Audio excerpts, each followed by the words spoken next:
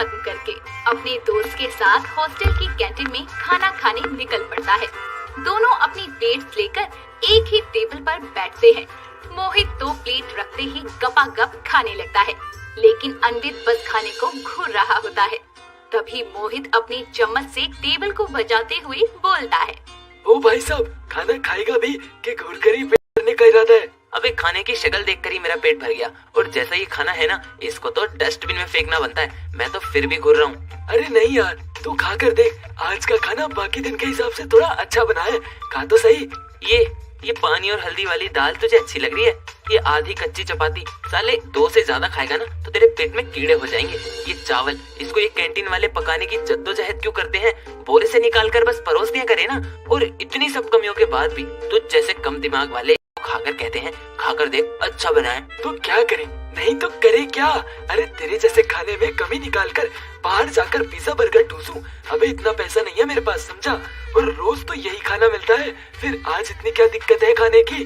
वही तो साले, रोज अब यही बेस्वाद दाल सब्जी खाकर उब गया हूँ। अब तो बस घर और घर के खाने की याद आती है। दोनों की आपस में बातें चल रही होती है कि तभी उनकी क्लासमेट आमना अपनी प्लेट लिए वहाँ आती है और दोनों के पास बैठते हुए बोलती है, क्या हुआ, तुम दोनों के चेहरे क्यों बने हुए हैं? और अन्वित, तुमने अभी तक एक बाइट भी नहीं खाई, तबीयत ठीक नहीं है क्या? तबीयत? हाँ, वो ना कुछ अच्छा सा फील नहीं हो रहा, बड़ी कमजोरी सी महसूस हो रही है।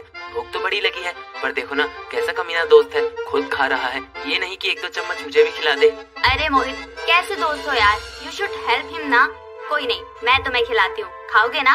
अरे ये नहीं खाएगा, कह रहा है इसे कैंटीन का खाना पसंद नहीं। तो तुम्हें नहीं खाना? अरे मैंने ऐसा कब कहा? और तूने ही तो बोला ना कि आज खाना अच्छा बना है, तो खाना है मुझे, बस कमजोरी की वजह से हाथ में दर्द हो रहा है। साला नौटंकी, वैसे खाना पसंद नहीं आ रहा था, अभी लड़की खिला रही है तो 2 दिन का बासी वाला भी ला दो, वो भी चक्कर जाएगा। जिसके बाद आमना अन्वित को अपने हाथों से खाना खिलाती है। अन्वित पढ़ाई के लिए घर से थोड़ा दूर अपने कॉलेज हॉस्टल में ही रहा करता था। शनिवार के दिन वो लंच टाइम से पहले ही कैंटीन में पहुंच जाता है तो देखता है उसका दोस्त मोहित पहले से ही वहाँ खड़ा हुआ है। तभी वो मुंह बनाकर बोलता है, अबे लंच टाइम से पहले तू यहाँ क्यों टपक पड़ा?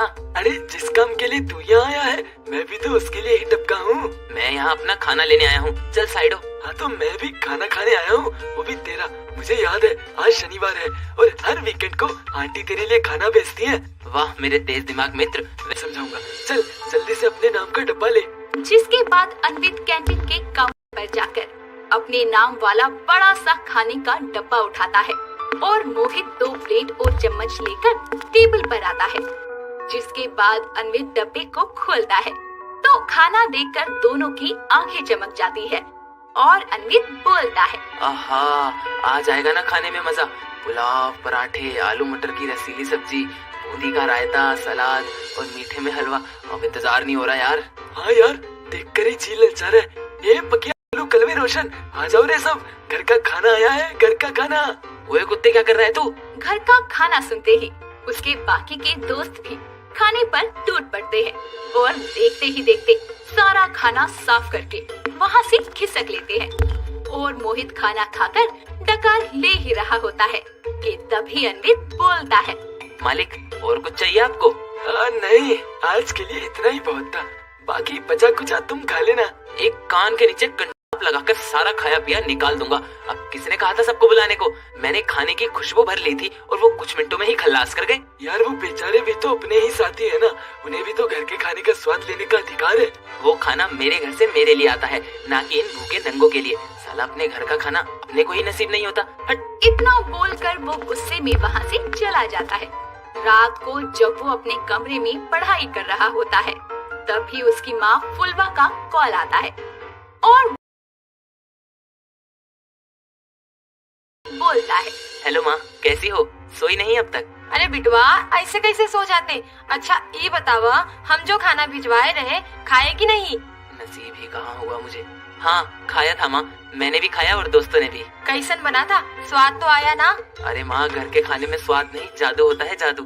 हफ्ते में 2 ही दिन तो लगता है कि खाना खा रहा हूँ और खाना खाते हुए आपको मिस भी करता हूँ। अरे याद तो हम भी तो का बहुते करत है। अच्छा माँ, अब मैं रखता हूँ, कल खाना थोड़ा ज्यादा भेजना और ख्याल रखना, बाय। इतना कहकर वो कॉल कट कर देता है। अगली सुबह लंच से पहले की क्लास थोड़ी देर में खत्म होती है। क्लास से निकलते ही अन्वित जल्दी से कैंटीन पहुंचता है तो देखता है कि मोहित पहले से ही प्लेट में खाना निकालकर बैठा हुआ है। तभी अन्वित बैठते हुए बोलता है, क्या बात है, खाना परोस भी दिया, इतनी मेहरबानी किस लिए? मेहरबानी कैसी, तू तो अपना भाई है। वो कल तुझे खाना नहीं मिला तो मुझे थोड़ा अच्छा नहीं लगा, आज तू आराम से खा। हाँ वो तो मैं खाऊंगा ही। इतना कहकर वो खाना खाने लगता है और बोलता है, आहा क्या स्वाद है, सच में घर के खाने जैसा जादू कहीं नहीं है और माँ से अच्छा शेफ दुनिया में कोई नहीं है। हाँ यार वो तो है, 5 दिन वही कच्चा पक्का खाना खाकर जब छठे दिन घर का खाना पेट में जाता है तो लिप्त आत्मा को प्रोफेसर सुना सुना कर मुक्त आत्मा कर देंगे। यार मुझे तो सलाद में पड़े ये मूली खीरे भी स्वाद से लग रहे हैं। कुछ भी मतलब। दोनों दोस्त घर के खाने का मजा लेते हैं और फिर डकार लेते हुए क्लास के लिए कैंटीन से निकल पड़ते हैं। समय बीतता है, सब कुछ ठीक चल रहा होता है कि तभी एक दिन अन्वित आमना के साथ कॉलेज के बाद ऐसे ही घूमने निकलता है। तभी आमना बोलती है, अन्वित देखो वहाँ एक फूड स्टॉल है, चलकर कुछ खाते हैं ना। क्यों, तुम्हें भी हॉस्टल कैंटीन का खाना पसंद नहीं क्या? अरे यार वो तो मजबूरी में ठूसना ही पड़ता है, लेकिन अब बाहर आए हैं तो चलो कुछ खाते हैं। हाँ हाँ ठीक है चलो। जिसके बाद दोनों फूड स्टॉल पर जाते हैं और 2 प्लेट पाव भाजी ऑर्डर करके खाने लगते हैं। तभी आमना बोलती है, अरे वाह, इस पाव भाजी ने तो घर की याद दिला दी, अच्छे है ना? टेस्टी तो है यार, लेकिन मेरे घर में तो इससे भी अच्छे बनते हैं। अरे घर के खाने की तो बात ही निराली है, जब से हॉस्टल आई हूँ ना, घर का खाना खाए तो जमाना हो गया है। तो इस वीकेंड घर का खाना हो जाए, क्या कहती हो? इस वीकेंड? सच्ची? कहीं तुम मजाक तो नहीं कर रहे ना? माना मैं मजाक करता हूँ, लेकिन खाने के मामले में ना मजाक करता ना मजाक सहता हूँ। ऐसे ही दोनों बातें करते करते पाव भाजी का आनंद लेते हैं और अगले वीकेंड अन्वित आमना के साथ अपने घर से आया हुआ खाना शेयर करता है। समय बीतता है और अगले कुछ वीकेंड घर से खाना ही नहीं आता, जिसके बाद अन्वित परेशान हो जाता है। उसे चिंता हो जाती है, जिसके चलते वो कुछ दिनों के लिए घर चला जाता है।